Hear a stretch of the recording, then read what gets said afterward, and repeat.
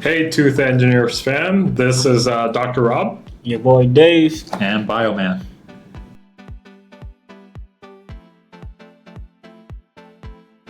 And yeah, today we're just going to discuss the state of dental innovation in the field. So I guess first off to you, David, what's some innovations, interesting things you've seen in the clinic these days?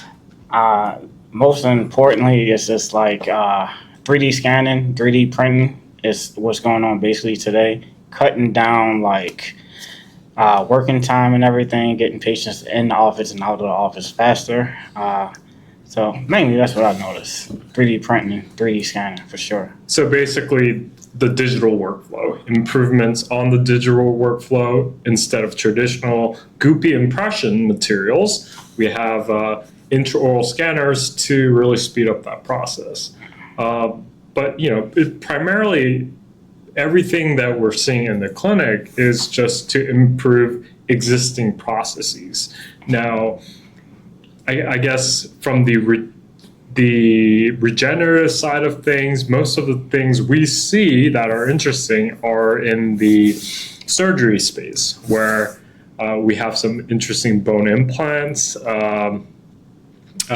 bone grafting materials, membranes, titanium implants. Although, I think the recent innovation revolves around zirconium implants, which I think there are mixed results and feedback regarding that. But I'm not quite familiar with any other innovation going on in the dental space. I don't know, Bioman, from the research side of things, have you seen anything interesting that is potentially good for the dental space to really explore more? Yeah, absolutely. I think one space that's very interesting is this idea of using biologics, which is just a fancy term for taking stuff that's already in the body, purifying it, and putting it back into the body in such a way that we can create natural regenerative pharmaceutical products. So the idea here would be, what if we can take proteins that exist in how teeth regenerate and produce it in a cell and use that cell as a factory to create these proteins and put it in a nice pharmaceutical package to deliver it back to the body? Because some of the patients that need these regenerative solutions are not producing these proteins. So what if we can produce the proteins outside the body and then put it back in? And I think that would be a really cool, innovative space for the dental area. And it's not very much used, because one of the biggest problems with these biologics is this concept of half-life. So the mouth is a very, I would call it a harsh environment. So in essence, for any kind of natural compound that goes in the mouth, it's going to erode away. So if we imagine taking something like these biologics and put it in the mouth, it's going to fade in its function. So it's going to be hard to administer it to have a therapeutic effect. So to enhance that function, or to control the way that these biologics can be delivered in the mouth, we can put it in these drug delivery vehicles, which can be natural solutions, synthetic compounds that can control how these proteins can go into the mouth so that they can elicit a biological function.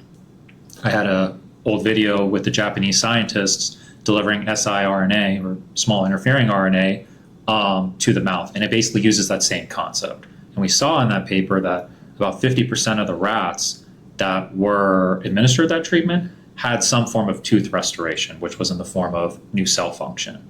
So that space of using these biologics for dental healing could be very exciting, but still very young. So we're still kind of at that stage where obviously brush your teeth, don't need to use these solutions.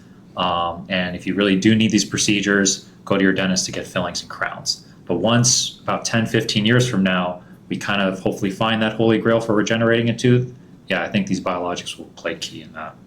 So just so that we clarify for our Tooth Engineers audience, so if we are to get a viable clinical product, you're saying it will be at best 10, 15 years? I would say at least. At least. Because there's a lot in terms of getting these solutions to be repeatable across patient cohorts.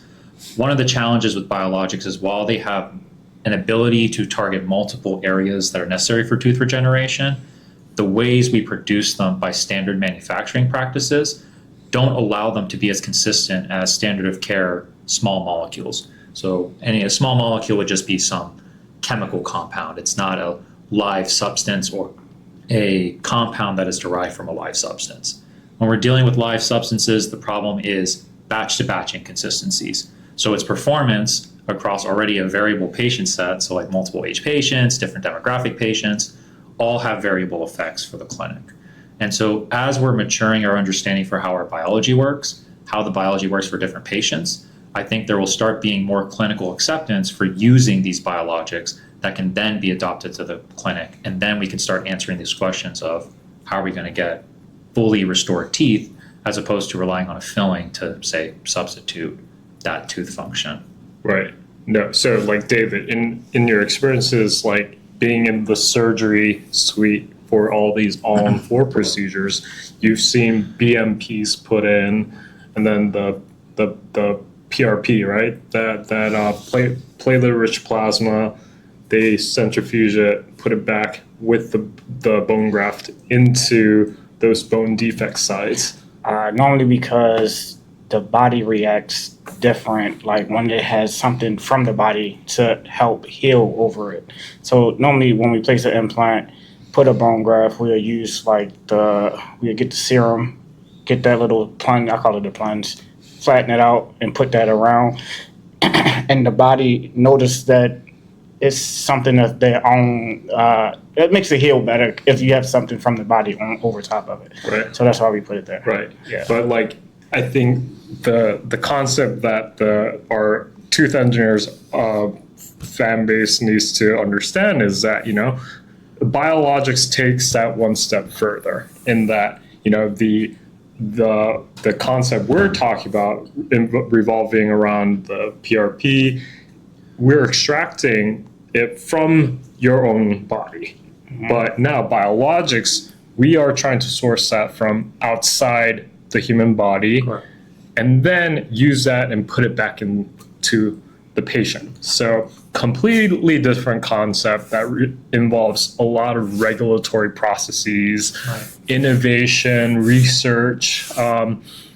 10-15 years seems still like a very optimistic it absolutely overview. Does. And I think where the innovation lies isn't so much creating better solutions, because the body is itself very good at healing itself.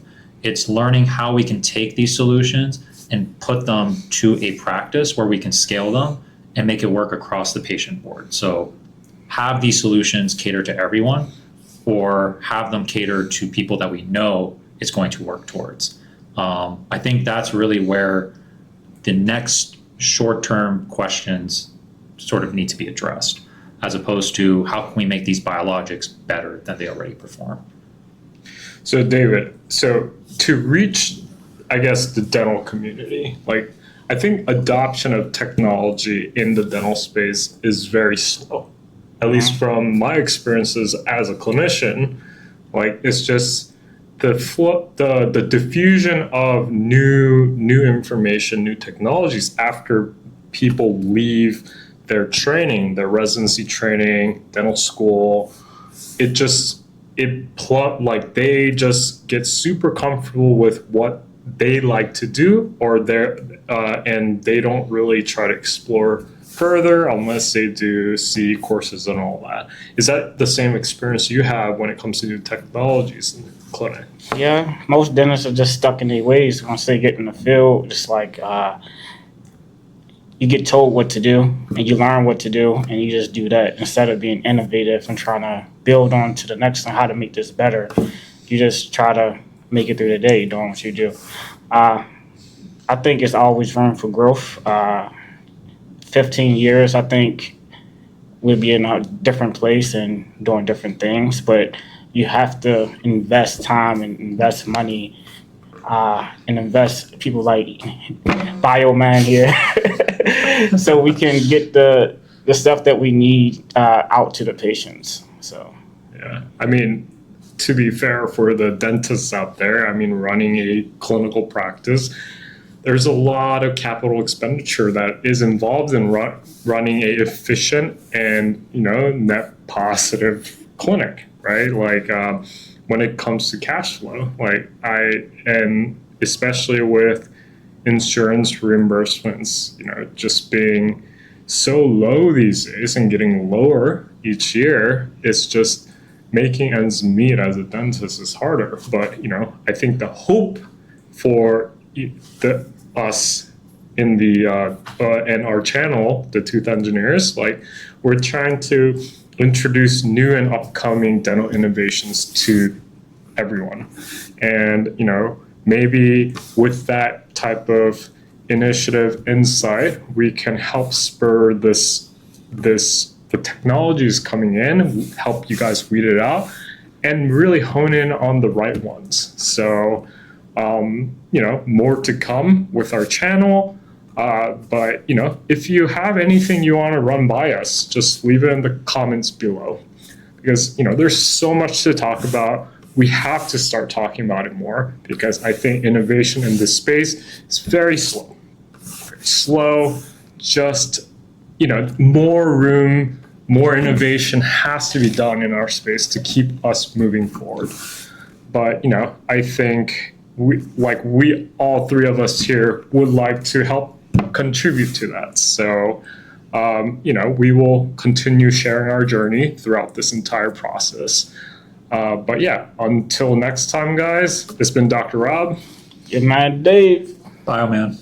See you guys next time.